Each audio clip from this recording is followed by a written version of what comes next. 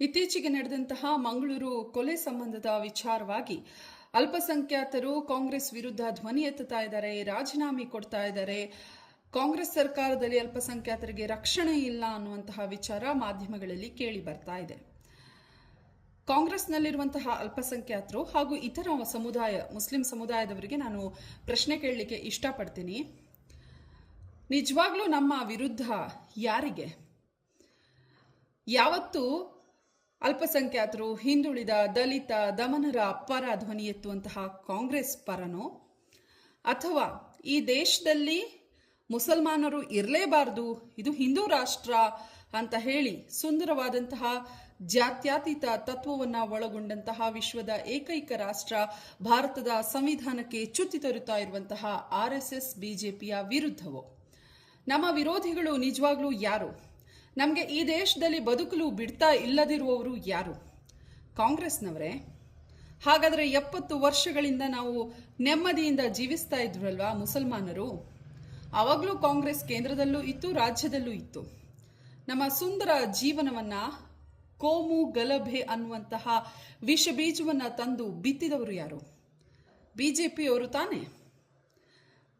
BJPಯ B team ಆಗಿರುವಂತಹ ಸಂಘಟನೆಗಳು ಕೋಮು ಪ್ರಚೋದನಕಾರಿ ಹೇಳಿಕೆಗಳನ್ನು ಕೊಟ್ಟು ವಿದ್ಯಾವಂತರ, ಬುದ್ಧಿವಂತರ, ಸುಂದರ ಕರಾವಳಿ ಜಿಲ್ಲೆಯಲ್ಲಿ ನೆತ್ತರು ಹರಿಯುವಂತೆ ಮಾಡಿದವರು ಯಾರು? ಇದೇ ಕೇಸರಿ ಭಯೋತ್ಪಾದಕರು. ಪಹಲ್ಗಾಮ್ನಲ್ಲಿ ಹಿಂದೂಗಳು ಅನ್ನುವ ಕಾರಣಕ್ಕೆ ಕೊಂದಂತಹ ಪಾಕಿಸ್ತಾನಿಗರಿಗೂ, ಮಂಗಳೂರಿನಲ್ಲಿ ಒಬ್ಬ ಮುಸಲ್ಮಾನ ಅನ್ನುವ ಕಾರಣಕ್ಕೆ ಧರ್ಮದ ಆಧಾರದಲ್ಲಿ ಕೊಲ್ಲುವ ಕೇಸರಿ ಭಯೋತ್ಪಾದಕರಿಗೂ ವ್ಯತ್ಯಾಸ ಏನಿದೆ? ಈ ದೇಶದಲ್ಲಿ ಮುಸಲ್ಮಾನರು ಬದುಕಲೇಬಾರದು, ಅವರನ್ನ ಪಾಕಿಸ್ತಾನಕ್ಕೆ ಓಡಿಸಿ ಅಂತ NRC, CAA, ಟ್ರಿಪಲ್ ತಲಾಕ್ ಬ್ಯಾನ್, ಹಾಗೆ ವಕ್ಫ್ ವಿಚಾರ, ಇಂತಹ ವಿಚಾರಗಳನ್ನು ತಂದು ಮುಸಲ್ಮಾನರ ಮೂಲಭೂತ ಕಾನೂನುಗಳನ್ನು ಬದಲಾಯಿಸಿ UCC ಯೂನಿಫಾರ್ಮ್ ಸಿವಿಲ್ ಕೋಡನ್ನು ತಂದು ನಮ್ಮ ಸಾಂಪ್ರದಾಯಿಕ ಜೀವನವನ್ನು ಬದಲಾಯಿಸಲು ಪ್ರಯತ್ನ ಪಡ್ತಿರೋರು ಯಾರು? ಡಾಕ್ಟರ್ BR ಅಂಬೇಡ್ಕರ್ ಅವರು ಸುಂದರವಾದ ಸಂವಿಧಾನವನ್ನು ನಮಗೆ ನೀಡಿದ್ದಾರೆ. ಪ್ರತಿಯೊಬ್ಬರಿಗೂ ವಾಕ್ ಸ್ವಾತಂತ್ರ್ಯವಿದೆ, ಪ್ರತಿಯೊಬ್ಬರಿಗೂ ಮಹಿಳೆಯರಿಗಾಗಿರ್ಬೋದು, ಪುರುಷರಿಗಾಗಿರ್ಬೋದು ಸಮಾನತೆಯನ್ನು ಕೊಟ್ಟು ಬಡವರ, ದಲಿತರ ಪರ ಧ್ವನಿ ಎತ್ತಿದಂತಹ ಸುಂದರ ಸಂವಿಧಾನದ ವಿರುದ್ಧ ಸಂವಿಧಾನವನ್ನೇ ತಿದ್ದುಪಡಿ ಮಾಡ್ತೀವಿ ಅಂತ ಬಂದಂತಹ ಪಕ್ಷ ಯಾವುದು? ಹಾಗಾಗಿ ಮುಸಲ್ಮಾನರನ್ನ ಎತ್ತಿ ಕಟ್ಟುವಂತಹ BJP ಹಾಗೂ RSSನ ಕುತಂತ್ರಕ್ಕೆ ಮುಸಲ್ಮಾನರು ಬಲಿಯಾಗಬೇಡಿ. ಮಂಗಳೂರಿನಲ್ಲಿ ಹಿಂದುತ್ವವಾದವನ್ನು ಪ್ರತಿಪಾದಿಸಿ ಕೇಸರಿ ಬಾವುಟವನ್ನು ಹಾರಿಸಿ ವಿದ್ಯಾವಂತ ಜಿಲ್ಲೆಯನ್ನ ಕೋಮುಗಲಭೆಯ ಕೇಂದ್ರ ಮಾಡ್ತಾ ಇರುವಂತಹ RSS ಹಾಗೂ BJPಯ ವಿರುದ್ಧ ನಮ್ಮ ಹೋರಾಟ ಇರಬೇಕೇ ಹೊರತು ಪ್ರತಿ ಬಾರಿ ಅಲ್ಪಸಂಖ್ಯಾತರಿಗೆ ಮಾನ್ಯತೆ ಕೊಟ್ಟು ಸೆಕ್ಯುಲರಿಸಂ ತತ್ವವನ್ನು ಅನುಸರಿಸಿ ಫಾಜಿಲ್ ಸತ್ತಾಗ, ಅಬ್ದುಲ್ ರೆಹಮಾನ್ ಧರ್ಮದ ಆಧಾರದಲ್ಲಿ ಕೊಲೆಯಾದಾಗ, ಅಷ್ಟೇ ಅಲ್ಲದೆ ಪ್ರವೀಣ್ ನೆಟ್ಟಾರು ಅಂತಹ ಒಂದೊಳ್ಳೆ ಯುವಕ ಸತ್ತಾಗ ಕೂಡ ಅವರ ಪರ ಧ್ವನಿ ಎತ್ತಿದಂತಹ ಪಕ್ಷ ಅಂತ ಇದ್ರೆ ಅದು ಕಾಂಗ್ರೆಸ್ ಮಾತ್ರ. ಯಾಕಂತ ಹೇಳಿದ್ರೆ ಕಾಂಗ್ರೆಸ್ ಓಲೈಕೆಯ ರಾಜಕಾರಣ ಅಥವಾ ಧರ್ಮದ ಹೆಸರಿನಲ್ಲಿ ರಾಜಕಾರಣ ಮಾಡೋದಿಲ್ಲ.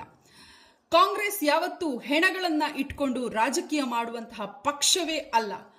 ಕಾಂಗ್ರೆಸ್ ಯಾವತ್ತೂ ಮುಸಲ್ಮಾನರು ಹಿಂದೂ ಅಂತ ಡಿವೈಡ್ ಅಂಡ್ ರೂಲ್ ಮಾಡುವಂತಹ ಪಕ್ಷವೇ ಅಲ್ಲ.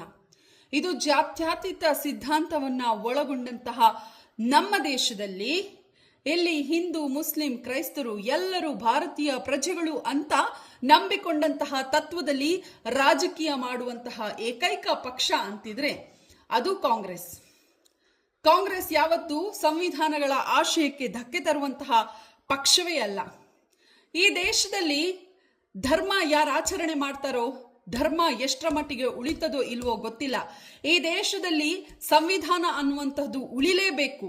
ಯಾಕಂತ ಹೇಳಿದ್ರೆ ಸಂವಿಧಾನ ಉಳಿಯೋದ್ರಿಂದಲೇ ನಿಮ್ಮಂತಹ ನಮ್ಮಂತಹ ಎಲ್ಲ ಧರ್ಮದವರು ಈ ದೇಶದಲ್ಲಿ ನೆಮ್ಮದಿಯಿಂದ ಬದುಕಲಿಕ್ಕೆ ಸಾಧ್ಯವಾಗ್ತಾ ಇರೋದು, ಸಾಧ್ಯವಾಗುವುದು ಕೂಡ. ಹಾಗಾಗಿ ಮುಸಲ್ಮಾನರ ವಿರುದ್ಧ ಕಾಂಗ್ರೆಸ್ ಪಕ್ಷದ ವಿರುದ್ಧ ಅಲ್ಲ, ಮುಸಲ್ಮಾನರು ವಿರೋಧಿಸಬೇಕಾಗಿರೋದು RSS BJPಯ ಕೋಮು ಪ್ರಚೋದಿತ ಭಾಷಣಕಾರರು, ಅವರ ವಿರುದ್ಧ, ಅವರ ಭಾಷಣಕ್ಕೆ ಬಲಿಯಾಗುವಂತಹ ಸಂಘಟನೆಗಳ ವಿರುದ್ಧ.